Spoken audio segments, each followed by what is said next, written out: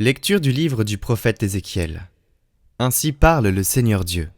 Je vais ouvrir vos tombeaux, et je vous en ferai remonter, ô mon peuple, et je vous ramènerai sur la terre d'Israël.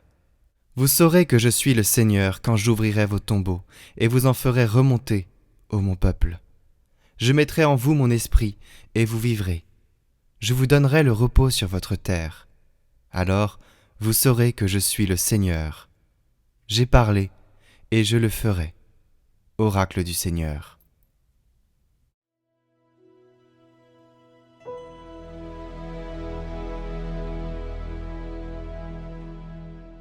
Près du Seigneur est l'amour, près de lui abonde le rachat. Des profondeurs je crie vers toi, Seigneur. Seigneur, écoute mon appel. Que ton oreille se fasse attentive au cri de ma prière. Si tu retiens les fautes, Seigneur, Seigneur, qui subsistera? Mais près de toi se trouve le pardon, pour que l'homme te craigne. J'espère le Seigneur de toute mon âme. Je l'espère et j'attends sa parole. Mon âme attend le Seigneur plus qu'un veilleur ne guette l'aurore. Oui, près du Seigneur est l'amour, près de lui abonde le rachat. C'est lui qui rachètera Israël de toutes ses fautes.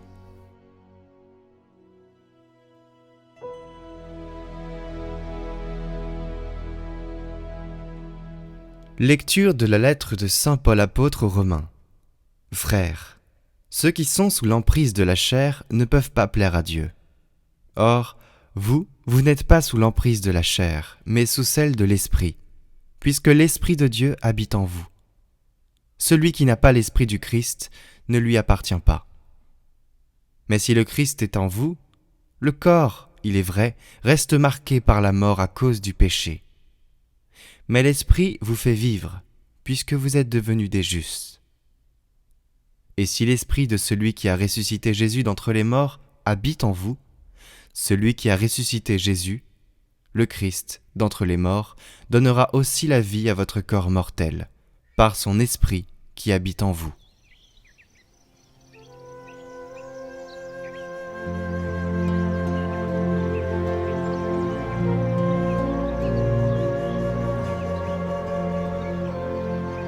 Évangile de Jésus-Christ selon saint Jean.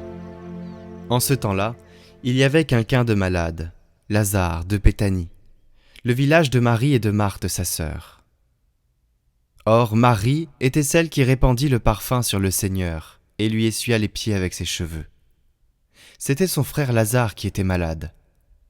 Donc les deux sœurs envoyèrent dire à Jésus, « Seigneur, celui que tu aimes est malade. » En apprenant cela, Jésus dit, « Cette maladie ne conduit pas à la mort.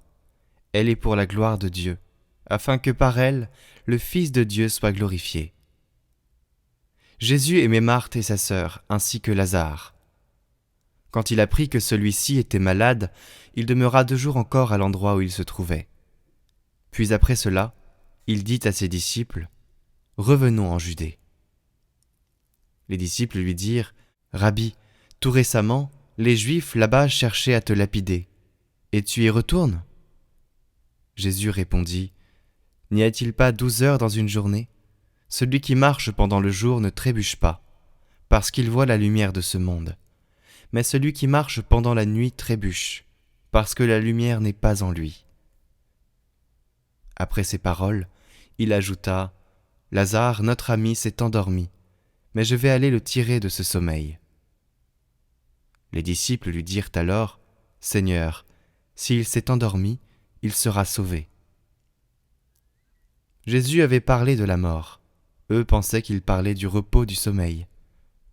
Alors il leur dit ouvertement, « Lazare est mort, et je me réjouis de n'avoir pas été là, à cause de vous, pour que vous croyiez.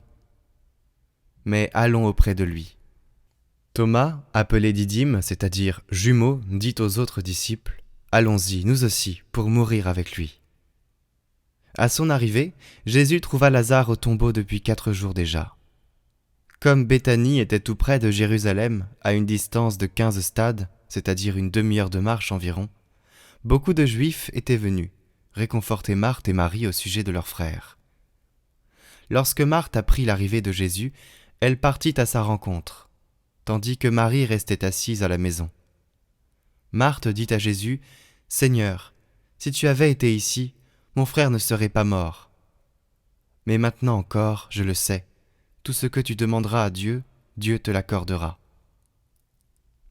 Jésus lui dit, « Ton frère ressuscitera. » Marthe reprit, « Je sais qu'il ressuscitera à la résurrection, au dernier jour. » Jésus lui dit, « Moi, je suis la résurrection et la vie. Celui qui croit en moi, même s'il meurt, vivra. Quiconque vit et croit en moi ne mourra jamais. Crois-tu cela ?» Elle répondit, « Oui, Seigneur, je le crois. Tu es le Christ, le Fils de Dieu. Tu es celui qui vient dans le monde. » Ayant dit cela, elle partit appeler sa sœur Marie, et lui dit tout bas, « Le Maître est là, il t'appelle. » Marie, dès qu'elle l'entendit, se leva rapidement et alla rejoindre Jésus. Il n'était pas encore entré dans le village, mais il se trouvait toujours à l'endroit où Marthe l'avait rencontré. Les Juifs qui étaient à la maison avec Marie et la réconfortaient, la voyant se lever et sortir si vite, la suivirent. Ils pensaient qu'elle allait au tombeau pour y pleurer. Marie arriva à l'endroit où se trouvait Jésus. Dès qu'elle le vit, elle se jeta à ses pieds et lui dit, « Seigneur, si tu avais été ici, mon frère ne serait pas mort. » Quand il vit qu'elle pleurait et que les Juifs venus avec elle pleuraient aussi, Jésus, en son esprit, fut saisi d'émotion. Il fut bouleversé. Et il demanda, « Où l'avez-vous déposé ?» Ils lui répondirent, « Seigneur, viens et vois. » Alors Jésus se mit à pleurer. Les Juifs disaient, « Voyez comme il l'aimait. » Mais certains d'entre eux dirent, « Lui qui a ouvert les yeux de l'aveugle, ne pourrait-il pas empêcher Lazare de mourir ?» Jésus, repris par l'émotion, arriva au tombeau. C'était une grotte fermée par une pierre. Jésus dit, « Enlevez la pierre. » Marthe, la sœur du défunt, lui dit, « Seigneur, il sent déjà, c'est le 4e jour qu'il est là. » Alors Jésus dit à Marthe, « Ne te l'ai-je pas dit ? Si tu crois, tu verras la gloire de Dieu. » On enleva donc la pierre. Alors Jésus leva les yeux au ciel et dit, « Père, je te rends grâce parce que tu m'as exaucé. Je le savais bien, moi, que tu exauces toujours.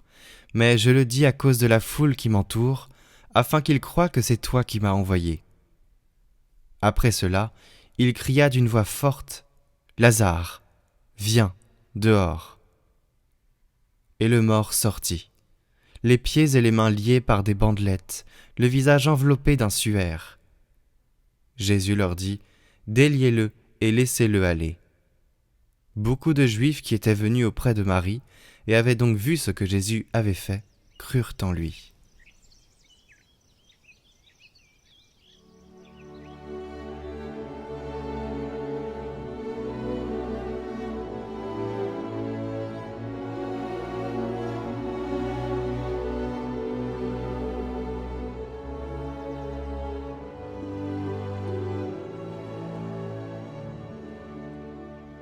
Mes chers amis, dans cet évangile de Lazare que nous venons de lire, d'écouter en ce dimanche, il est à noter que toutes les personnes qui participent à cet évangile sortent.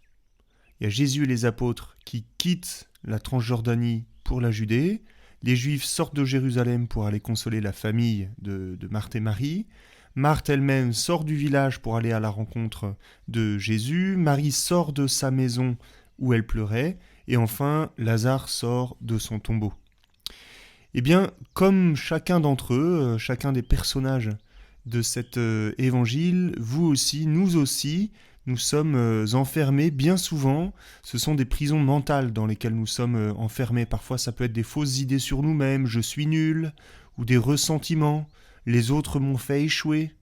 Ça peut être des mauvaises habitudes, ça peut être une rébellion contre Dieu, ou je ne sais quelle autre forme d'enfermement. Il n'y a qu'à penser à la difficulté qu'on peut avoir pour sortir le soir, pour aller dîner alors que c'est prévu, ou faire ses courses, ou même pour sortir pour participer à la messe.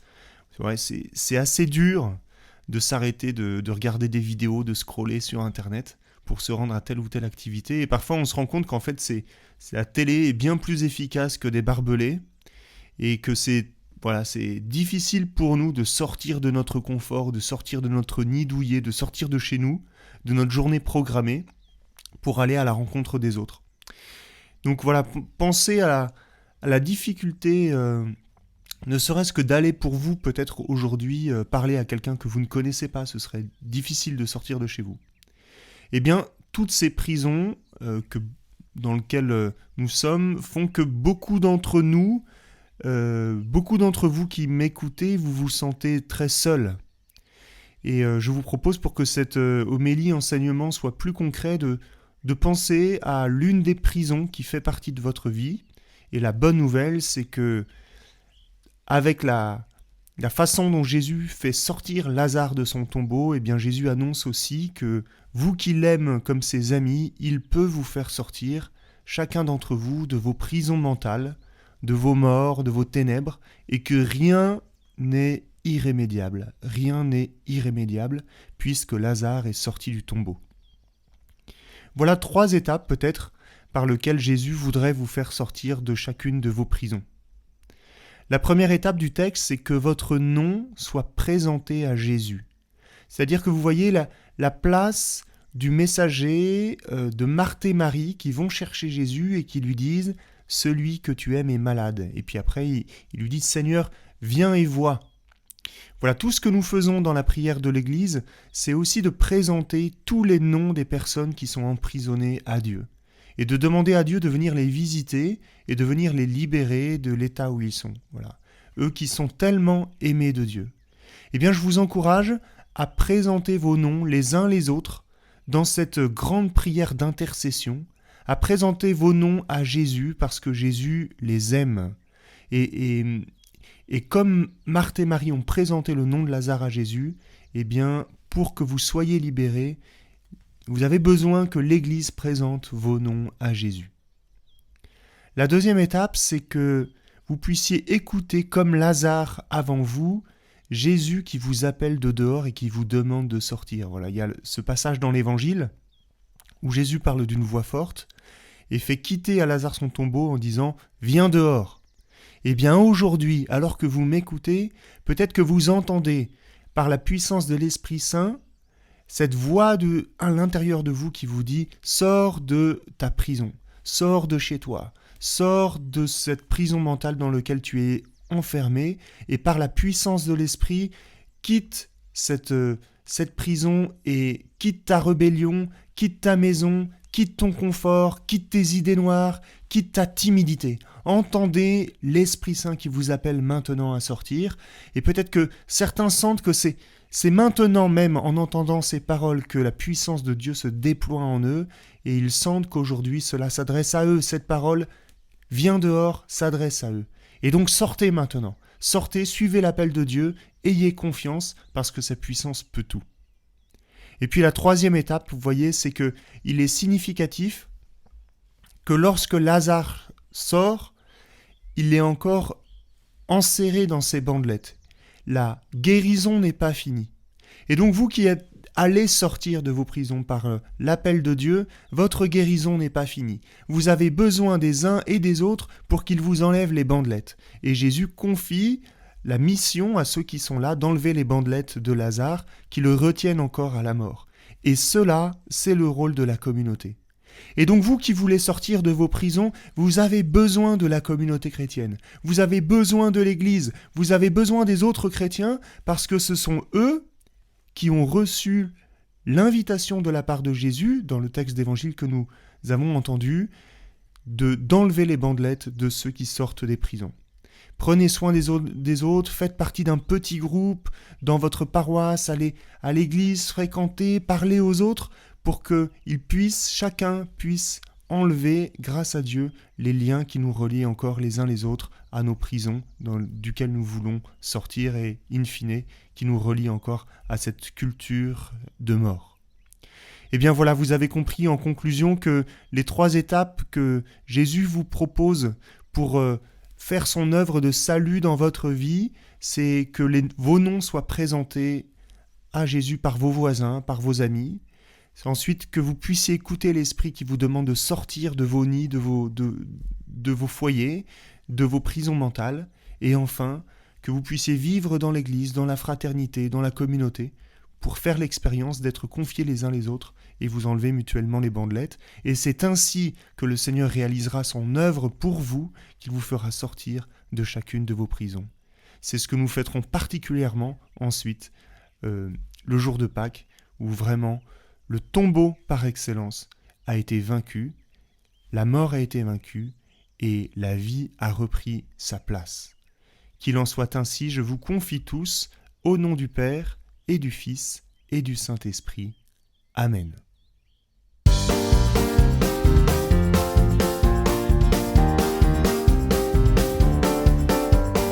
Esprit de sainteté, viens combler nos cœurs. Tout au fond de nos vies, réveille ta puissance. Esprit de sainteté, viens combler nos cœurs. Chaque jour, fais de nous des témoins du Seigneur. Tu es la lumière qui vient nous éclairer, le libérateur qui vient nous délivrer, le consolateur, esprit de vérité, en toi l'espérance et la fidélité. Esprit de sainteté, viens combler nos cœurs. Tout au fond de nos vies, réveille ta puissance. Esprit de sainteté, viens combler nos cœurs. Chaque jour, fais de nous des témoins du Seigneur. Tu es la lumière qui vient nous éclairer, le libérateur qui vient nous délivrer, le consolateur, esprit de vérité, en toi l'espérance et la fidélité. Esprit de sainteté, viens combler nos cœurs. Tout au fond de nos vies, réveille ta puissance. Esprit de sainteté, viens combler nos cœurs. Chaque jour, fais de nous des témoins du Seigneur. Tu es la lumière qui vient nous éclairer, le libérateur qui vient nous délivrer, le consolateur, esprit de vérité, en toi l'espérance et la fidélité. Esprit de sainteté, viens combler nos cœurs. Tout au fond de nos vies, réveille ta puissance.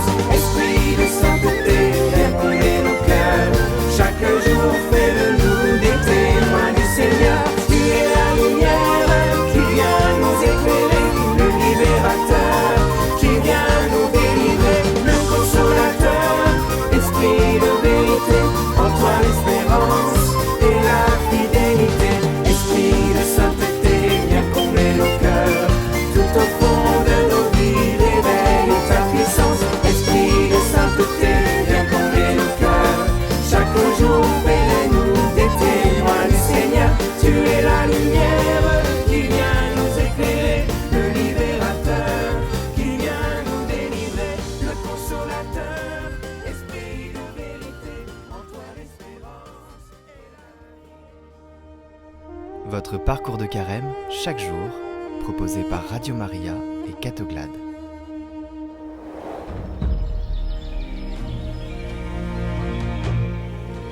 Bonjour à tous, on se retrouve aujourd'hui pour le témoignage d'un juif converti au catholicisme, du judaïsme à la chrétienté, Golan.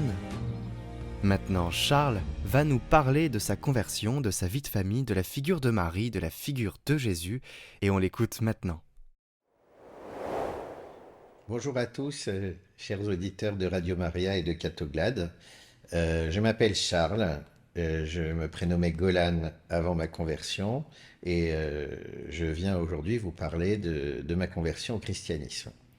Donc on doit reprendre depuis les origines. Je suis né juif et j'ai grandi au cours de mes premières années de vie en Israël. J'ai une éducation extrêmement religieuse.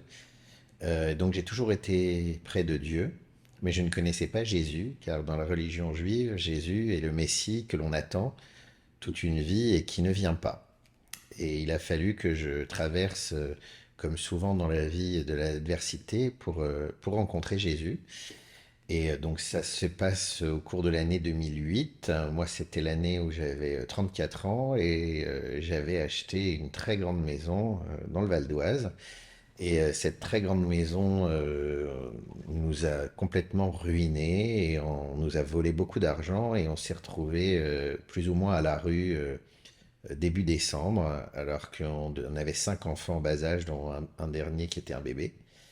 Et on devait emménager dans notre nouvelle maison dans laquelle il n'y avait ni salle de bain, ni WC, ni cuisine. Et notre précédente maison, elle était à vendre aux enchères. Et donc, on devait absolument libérer les lieux. Et on était désespérés. Et à un point que mon épouse m'a dit, pour la veillée de Noël, je me permettrais d'aller laver les enfants à la piscine municipale. Vous imaginez comme ça peut être quelque chose de douloureux pour un père de famille. Et donc le Seigneur déjà nous a envoyé à ce moment-là un monsieur qui s'appelle Sergueï, qu'on ne connaissait absolument pas, et qui est rentré dans nos vies et qui s'est engagé, alors qu'il lui restait 10 jours avant Noël, à faire en sorte qu'on puisse avoir une cuisine fonctionnelle, un WC, une salle de bain et une chambre pour nos 5 enfants. Et donc déjà c'était un miracle. Et le miracle s'est complété au cours de la veillée de Noël, que nous ne fêtions pas religieusement puisque nous n'étions pas chrétiens, mais nous faisions quand même, comme beaucoup de païens, un repas de Noël, comme beaucoup de Français et de gens à travers le monde. Et on n'avait pas d'argent pour acheter les cadeaux de Noël de nos enfants. Donc en fait, notre seul cadeau cette année-là, c'était de s'être offert un petit pain avec des pépites de raisin. Donc l'objet à 50 centimes. Donc c'était notre cadeau. Donc on a partagé ce morceau de pain. Et à la fin du repas, on avait réussi à louer un DVD de Narnia, 2 euros chez Vidéo Future, une entreprise qui n'existe plus. Et donc voilà, notre veillée de Noël a été extrêmement simple. Et là, on s'est retrouvé, moi, entouré de mes 5 enfants, devant ce film. Et j'ai été pris d'une émotion grande que je ressens encore aujourd'hui en vous parlant, en me disant que, bah voilà, que c'était dans la simplicité que le Seigneur nous touche. Et, euh, et là, il y a eu un tournant, donc ce 24 décembre 2008, où je me suis rendu compte qu'il y avait quelque chose d'autre dans la vie que d'avoir et de cumuler des biens, et que finalement l'essentiel se trouvait dans les gens qui nous entourent, dans l'amour que nous portons les uns aux autres. Et c'était déjà une grosse prise de conscience. Mais comme j'étais empreint quand même d'une culture juive et très prégnante, il m'a fallu encore du temps, du cheminement personnel, accompagné. Tout d'abord, j'ai consulté les gens qui m'entouraient, c'est-à-dire les rabbins que je connaissais, ma famille, mes parents, etc. Et pour finir, à un moment donné, par me rendre compte que, en fait, toutes ces valeurs qui me touchaient tellement, c'était les valeurs que Jésus portait et qu'il voulait nous transmettre. Et donc ça, cette prise de conscience réelle, je crois que je l'ai eue à la fin de l'année 2010. Donc il s'est passé 2 ans. Ensuite, j'ai fait une psychothérapie parce que je me suis dit, en tant que médecin, que je devais devenir dingue, et pour que le psychiatre me réponde que d'être attiré par Jésus le Christ n'était pas une pathologie psychiatrique, ça me fait encore sourire aujourd'hui. Et mes parents, qui sont des gens très ouverts, m'ont accompagné en me proposant de me renseigner, d'étudier à propos de la vie de Jésus. Et je me suis aussi retrouvé entouré par des amis catholiques qui sont des gens extraordinaires, qui sont des amis encore aujourd'hui, que j'avais connus par l'intermédiaire d'un groupe de chant. Et je me suis dit, ben moi j'ai envie de ressembler à ces gens-là, j'ai envie de porter ces valeurs-là, et j'ai envie de transmettre le message de Jésus-Christ, aimez-vous les uns les autres comme je vous ai aimé. Et je ne savais pas vraiment par quel bout prendre le chemin. Et un jour, je vois arriver à ma consultation une dame qui s'appelle Sœur Patricia, qui se reconnaîtra peut-être si elle regarde cette vidéo, et qui était une carmélite, qui était au Carmel de Daumont. Alors moi, c'est la seule fois de ma vie que j'ai vu une sœur à ma consultation, et je n'en ai jamais revu depuis. Et donc j'ai considéré que c'était le Seigneur qui me l'avait envoyé, et je lui ai dit, ah ma sœur, vous êtes devant moi, on va parler de choses sérieuses. Donc on a complètement laissé tomber son problème médical, et je lui ai demandé de l'aide pour savoir ce que je devais faire pour enfin pouvoir être accueilli auprès des frères chrétiens. Et cette dame, elle a été un maillon absolument fondamental, parce qu'elle m'a dit, ne vous inquiétez pas docteur, je m'occupe de tout, je vais m'occuper de tout ça, et quelqu'un va vous rappeler du diocèse. C'était le diocèse de Pontoise. Et quelques semaines plus tard, on m'a téléphoné du service des catéchuménats, Et on m'a dit, voilà, on va vous confier à monsieur untel, qui se trouve être un homme qui était d'origine juive et qui était médecin comme moi, mais qui était surtout un docteur en théologie, un érudit qui parlait 7 langues, dont le grec, l'hébreu, enfin voilà, quelqu'un d'extraordinaire. Et donc c'est là où, en septembre 2012, j'ai commencé mon catéchuménat et ça a été extrêmement riche. J'ai eu un catéchuménat sur mesure. On était deux catéchumènes avec ce monsieur des- et on a posé énormément de questions. On a lu beaucoup l'Évangile, mais moi, comme je connaissais par mon éducation quand même bien l'Ancien Testament, puisque j'ai appris la Torah toute mon enfance. J'ai réussi à trouver la continuité qu'il y avait entre les juifs et les chrétiens, puisque je ne comprenais pas en fait au début pourquoi Jésus était venu pour dire autre chose. Et en fait, finalement, je me suis bien rendu compte que Jésus ne disait pas autre chose, c'est qu'il avait accompli les termes du premier deal, hein, de la première alliance, et qu'il était venu nous expliquer que désormais, le cœur de notre vie, c'était de nous aimer les uns les autres à travers plein de règles, puisque le judaïsme est truffé de 613 commandements et que finalement, dans le christianisme, on en a éliminé beaucoup pour se centrer sur les 7 péchés capitaux, mais surtout un commandement principal, c'est de s'aimer et de se consacrer aux autres. Et donc là, donc mon parcours de catéchuménat, qui s'est achevé par mon baptême la nuit de Pâques de mes 40 ans en 2014, après une traversée donc du désert de 40 ans, tout un symbole. Et ce que je ressens clairement depuis 9 ans maintenant, c'est que Jésus a changé ma vie dans la perception que j'en ai. C'est-à-dire que, évidemment, on vit dans un monde terrestre avec des velléités, voilà, on a tous envie d'avoir des choses.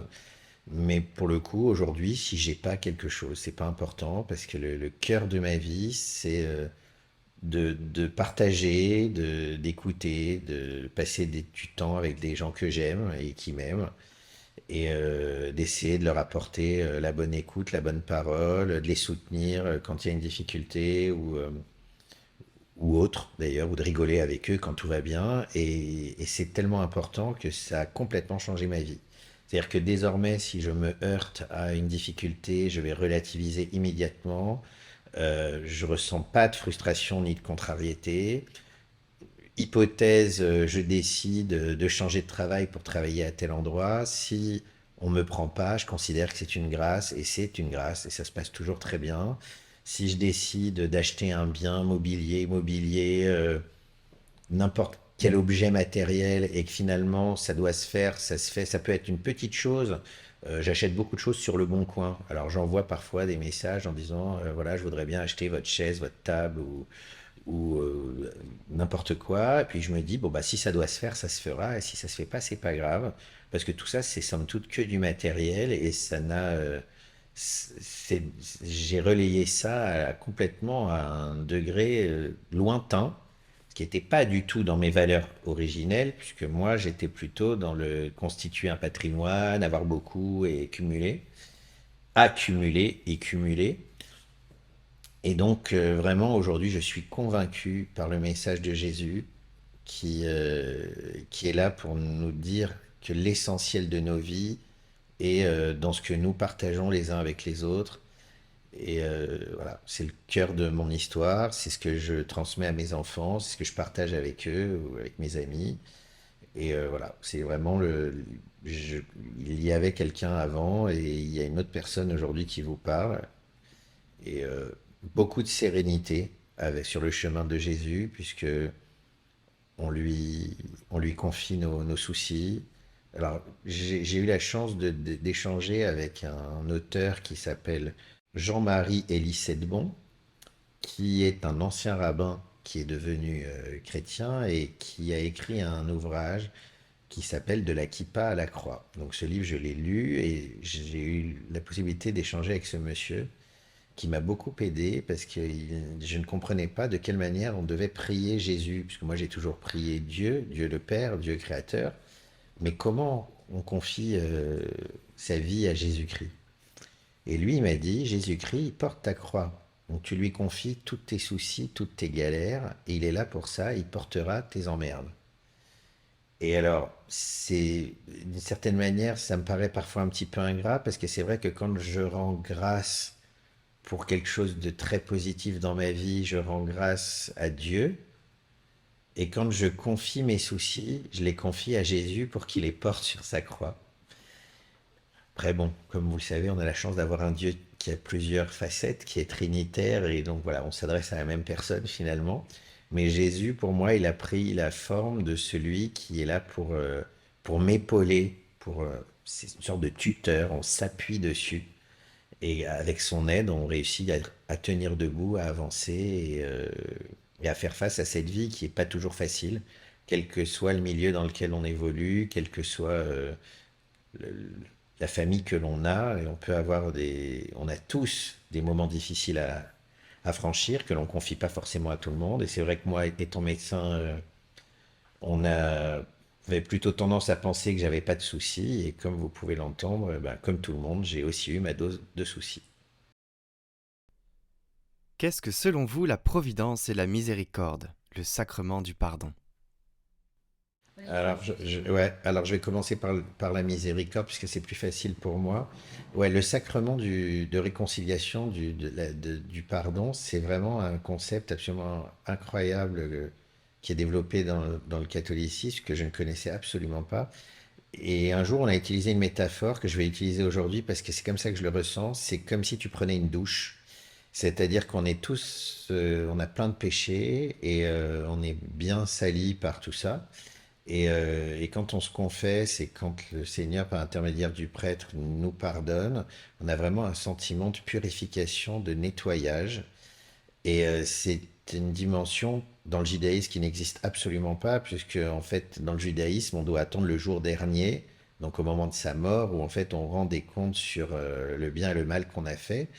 Et dans le catholicisme, on a quand même le sentiment d'avoir une ardoise qui s'efface à chaque fois que l'on se confesse. Et c'est vrai que ça fait énormément de bien et on se sent plus léger et on se sent à nouveau aimé à ce moment-là.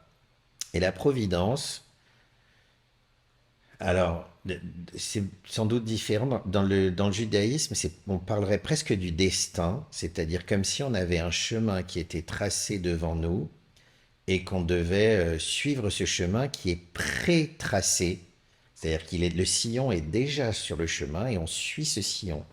Et donc, comment moi je vis la providence, ça va être des rencontres humaines ou des concours de circonstances, des événements. Comme j'ai l'habitude de dire, quand il y a une porte qui se ferme, il y en a une autre qui s'ouvre. Et en fait, si une porte se ferme, c'est une manière qu'a le Seigneur de nous montrer le chemin. C'est-à-dire que s'il y a une voie sans issue par là, et ben, c'est que le chemin, il n'est pas là, il est ailleurs. Et je l'ai expérimenté plusieurs fois au cours de ma vie et c'est comme ça que je le ressens. Qu'est-ce que cette conversion a changé dans la vie de famille? Alors, de manière globale, ce qui est très particulier au christianisme, c'est de prier pour les autres. C'est-à-dire que peut-être que c'était moi qui étais un mauvais juif, mais chez les juifs, on prie plutôt pour soi-même. Globalement, pour soi-même, pour sa famille, pour les gens qui nous entourent au premier degré ou que l'on porte vraiment dans notre cœur. Dans le christianisme, on prie pour ces gens-là, mais on peut aussi prier pour des gens plus loin, pour telle misère dans le monde, ou pour même des ennemis, des gens qui nous ont fait du mal. Donc déjà, moi, ça m'est arrivé de prier souvent pour les gens qui m'avaient fait du mal, et ça fait un bien fou. C'est très étonnant comme sentiment, mais plutôt que d'être enfermé dans la rancune, voilà, je ressens ça. Donc ça, c'est sur la dimension de la prière. Après, dans la vie de famille, je dirais qu'est-ce que ça a changé dans notre couple? J'ai l'impression qu'on a toujours été un couple uni. Peut-être que il y a une chose qui est... Parce qu'on s'est mariés 3 fois, en fait, Séverine et moi. Une fois à la synagogue, une fois à la mairie et une fois à l'église. Et donc, il y a eu 5 ans d'écart entre chaque mariage. Donc, le mariage à l'église est intervenu 10 ans après le mariage à la mairie. Et on a partagé ça un jour. On s'est dit que depuis qu'on est marié à l'église, il n'y a plus aucun doute pour nous dans ce mariage. C'est-à-dire que si tant est qu'avant on ait pu se dire s'il y a telle ou telle difficulté, peut-être qu'un jour on pourra divorcer. Et là, ce que l'on ressent intimement, profondément, c'est que le mariage, il est immuable, qu'il est indéfectible, indissociable et qu'il est solide. C'est quelque chose que nous percevons tous les deux. Après, on a toujours été un couple qui était relativement harmonieux, on va dire. Donc, c'était pas pire, pas moins bien. Peut-être qu'on essaye de s'écouter plus. Et quant à nos enfants, bah, on essaye de leur transmettre la foi chrétienne. On en a six, mais ils sont pas tous dans la même dynamique, on va dire. Donc, il y en a qui sont plus croyants et il y en a qui sont plus sceptiques. Mais il y a une chose qui est certaine, c'est qu'on essaye de faire face à toutes les difficultés éducatives par l'intermédiaire de l'amour et pas forcément de la punition.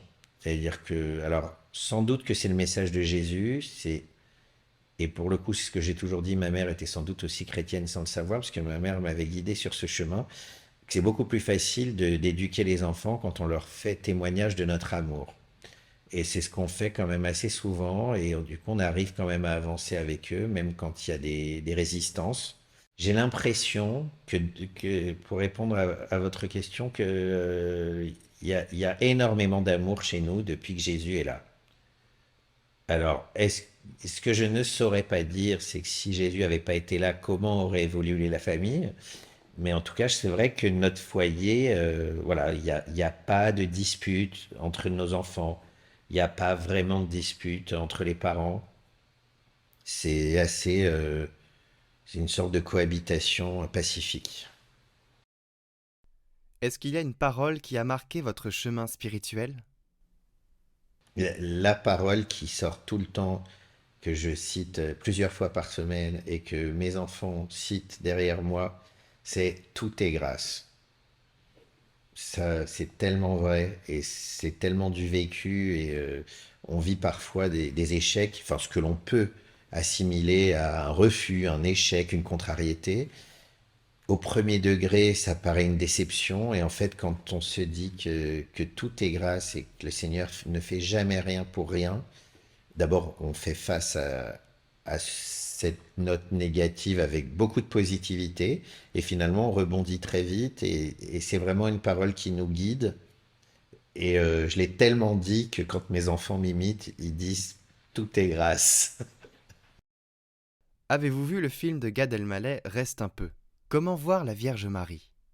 Alors oui, j'ai vu le film de Gad Elmaleh, alors il m'a beaucoup touché parce qu'on a plus ou moins la même structure familiale, c'est-à-dire que mes parents étaient marocains, qu'ils avaient un peu le même genre de valeurs. Ça m'a beaucoup fait rire et puis pleurer aussi parce que j'avais beaucoup d'émotions.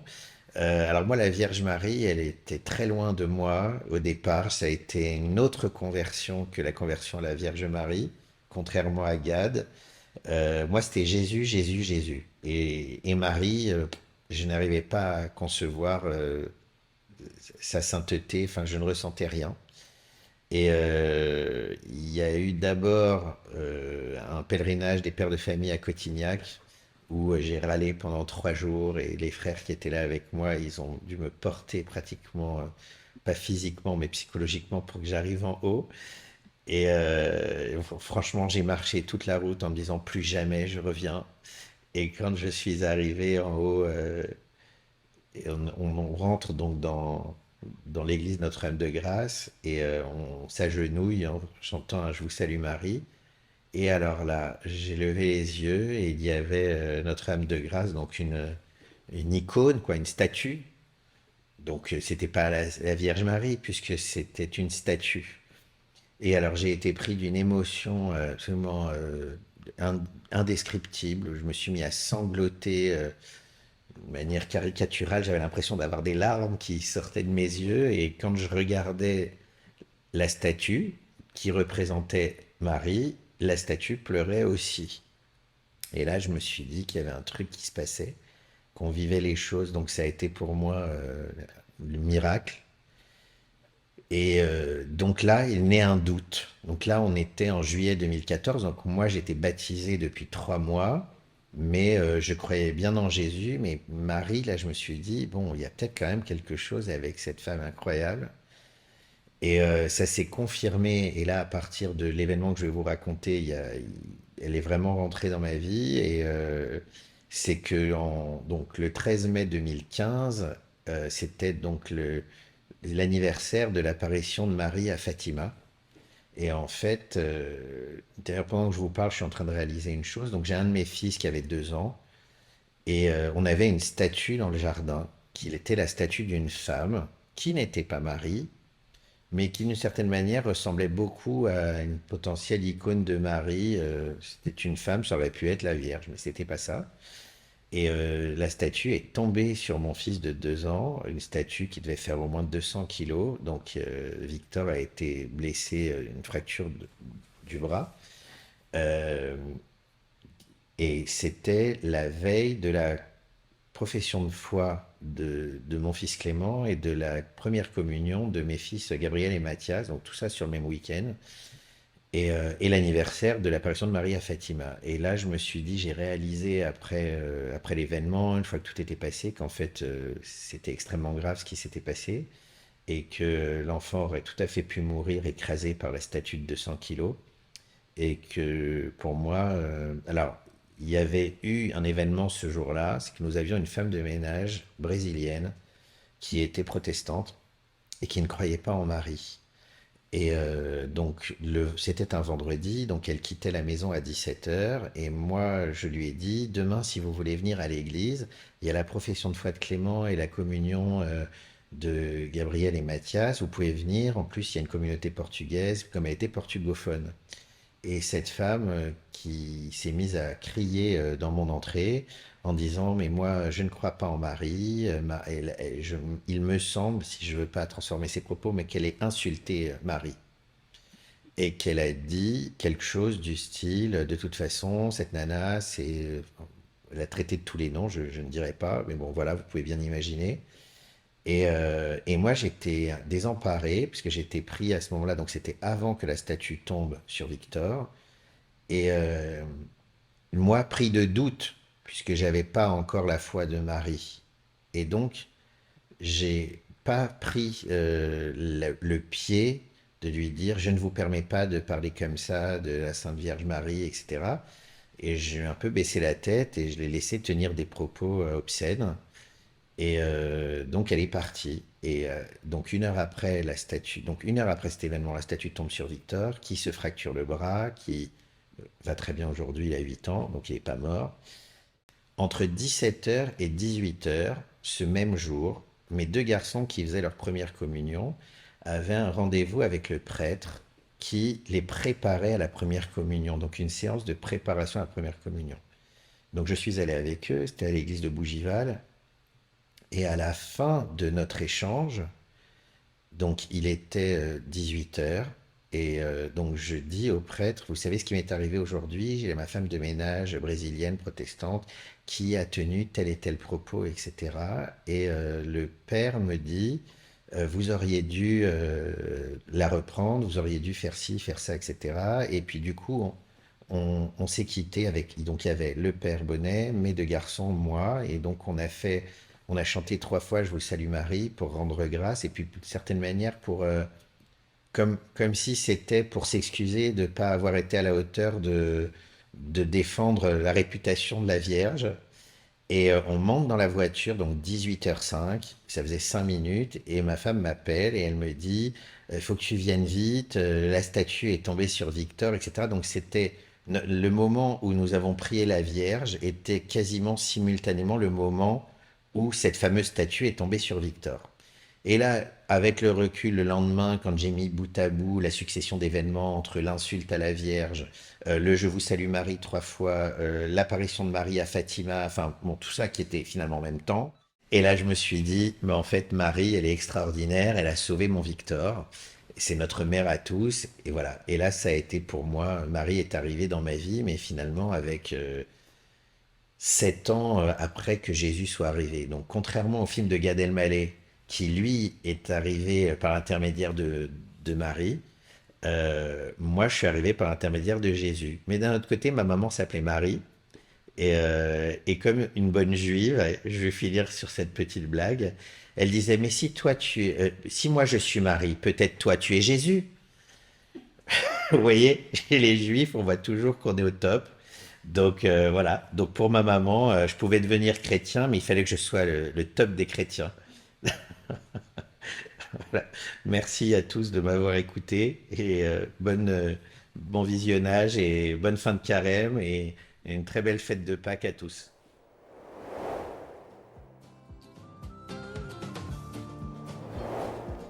Nous vous rappelons que vous pouvez revisionner en individuel les vidéos du parcours de carême sur notre chaîne Prière par Catoglade, en lien en description.